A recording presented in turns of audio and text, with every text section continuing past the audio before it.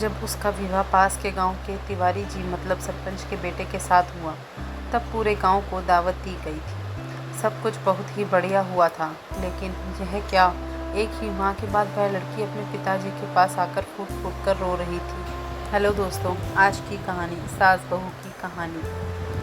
मध्य प्रदेश के शहडोल गांव में मोतीलाल नाम के वैद्य थे, जिसने आसपास के कई गांव के लोग दवाइयां लेने और अपना इलाज करवाने आते थे। मतलब वे गांव के बहुत प्रसिद्ध डॉक्टर थे। सभी उन्हें वैद्य जी कहकर पुकारते थे। उनकी इकलौती बेटी थी जो बड़ी ही सुंदर थी। एक प्रकार से वो पूरे गांव की बेटी थी। सभी उसे प्यार से पारो बुलाते थे। उसे बचपन से ही कभी किसी चीज़ की कमी नहीं हुई थी। बड़े ही नाजों में पली और बड़ी हुई तो पारो। जब उसका विवाह पास के गांव के तिवारी जी मतलब सरपंच के बेटे के साथ हुआ तब पूरे गांव को दावत दी गई थी।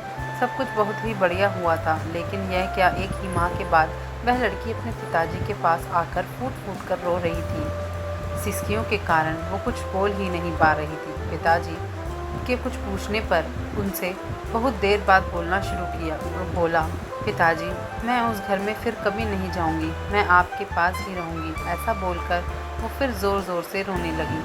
पिताजी समझदार थे। उन्होंने अपनी बेटी के सिर में हाथ फेरते हुए बोले, कई बात नहीं बेटा, तू आराम कर, हम बाद में बात करेंगे। और बेटी की माँ को इशारा करते हुए कहा, इसे कुछ खाने को दो और संभलाओ। शाम को हालत को समझते हुए पिता ने पूछा, अब बताओ क्या हुआ, क्यों नहीं जाना चाहती हो अपने ससुराल? बेटी ने बताया, पिताजी, मेरी वो सास नहीं, दुश्मन है मेरी। सुबह से शाम तक वो केवल मेरे ही पीछे पड़ी रहती है। पूरे गांव में मेरी बदनामी कर रखी है। वो हमेशा मुझे गालियाँ देती है और कहती है, तुझे यह नहीं आता, अब तुझे वो नहीं आता। ना जाने तेरे माँ बाप ने क्या सिखाया है। वो अनपढ़ बुढ़िया मुझे सिखाना चाहती है। और तो और पिताजी, घर के सारे लोग उसका ही कहना मानते हैं। पिताजी, मैं साफ कह देती हूँ, उस घर में या तो वो बुढ़िया रहेगी या मैं। उसके साथ मैं एक पल भी नहीं रहना चाहती। पिताजी गुस्से से बोले, हमने तो तुझे संस्कार अच्छे दिए हैं, वो तुम्हारी माँ के समान है, उनके लिए ऐसे शब्द मत बोलो। कुछ समय दो, सब कुछ ठीक हो जाएगा। बेटी ने कहा, पिताजी, मैं एक शर्त में वहाँ वापस जाऊँगी। पिता ने कहा, वो शर्त क्या है?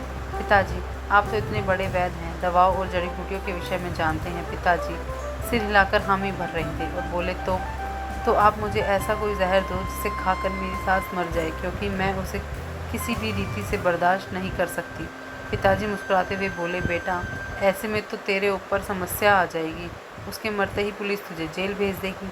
बेटी ने भी थोड़ा सोचते हुए बोली, हाँ, यह तो मैं सोची ही नहीं। पिताजी ने कहा, ठीक है, मैं तुझे एक ऐसी दवा दूंगा कि उससे रोज़ एक पुड़िया खाने में मिला कर दे देना। लगभग 2 महीने में कोई भी इसे थोड़ा थोड़ा खाकर मर सकता है। इस पर कोई तुझ पर संदेह भी नहीं करेगा और तेरा काम भी हो जाएगा। बेटी के तो जैसे आंखों में चमक आ गई और कहने लगी, पापा, आप कितने अच्छे हो और मुझे क्या करना होगा? पिताजी ने कहा, और देख, किसी को शक ना हो इसलिए तू उनसे लड़ना नहीं, बड़े प्यार से रहना। वो जो भी कहे उसे मान लेना, क्योंकि वो 2 ही महीने की मेहमान होंगी। बेटी ने सारी बातें खुशी खुशी मान ली और अपने पिताजी से 2 महीने के हिसाब से 60 धीमे जहर की पुड़िया लेकर अपने ससुराल लौट गई। अब प्लानिंग के हिसाब से रोज़ सासू माँ के खाने में एक पुड़िया मिलाकर देना शुरू करा और बड़े प्यार से घर में रहने लगी। अब सासू यदि गाली देती तो बहू पर कोई असर नहीं होता। वो बहुत प्यार से जवाब देती। लगातार 1 माह तक बहू के अच्छे व्यवहार के कारण सास का भी मन बदलने लगा। वह अपनी बहू को गाली बकना बंद कर दी और उसे बिना बात के चिल्लाना भी कम कर दी। बहू को भी लगने लगा, अब तो कुछ ही दिन की मेहमान है मेरी सासू माँ, इसलिए उसकी और सेवा कर देती हूँ। इसलिए वह रात को सासू माँ के पैर भी दबाने लगी और सिर पर तेल भी लगाने लगी। अब तो सासू माँ सारे गांव में कहती नहीं थकती थी कि मेरी बहू तो मेरी जैसी बहू, हे भगवान, हे प्रभु। और वह अपनी बहू को अपनी बेटी से भी बढ़कर प्यार करने लगी और उसे घर का सारा अधिकार और जेवर और सब कुछ सौंप दिया। यह सब देखकर बहू की आंख में आंसू आ गए और वह अपनी सास, अपनी माँ के जैसे प्यार करने लगी। और तभी उसके मन में एक डर सामने आने लगा। वह उसी दिन अपने गांव मायके आई और अपने पिता से लिपट कर रोने लगी। कहने लगी, पिताजी, आप कुछ भी करो, लेकिन मेरी माँ बचा लो। पिताजी ने कहा, माँ को तो वो ठीक है, सो रही है। बेटी ने कहा, अरे मैं सासू माँ के विषय में बोल रही हूँ। पिताजी ने कहा, क्यों, क्या हुआ उनको? बेटी ने याद दिलाया, अरे पापा, आपने जो जहर दिया था उसे खिलाते हुए 1 माह से ज़्यादा हो गया है। 15 दिन बाद वो मर जाएंगी। मुझे बहुत बड़ा गुनाह हो गया।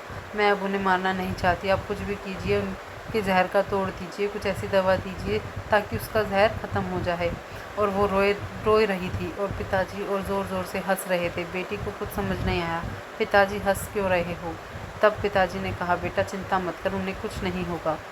मैं जानता था तेरे दिल बहुत अच्छा है, तू किसी को मार नहीं सकती। मैंने जो पुड़िया तुझे दी थी वो काला नमक और जीरे का पाउडर था, जो स्वास्थ्य के लिए लाभदायक है। देख बेटा, यह दुनिया ऐसी ही है। हम जैसा इस दुनिया को देते हैं वैसा ही प्राप्त करते हैं। यदि हम दूसरे को नफ़रत देंगे, नफ़रत ही पाएंगे। यदि हम लोगों को प्रेम देंगे, वो वापस प्रेम ही पाएंगे। बेटी चुपचाप खड़ी आश्चर्य से अपने पापा को बुद्धिमानी भरी बातें सुन रही थी और आंसू बहा रही थी। आंसू खुशी के थे। धन्यवाद।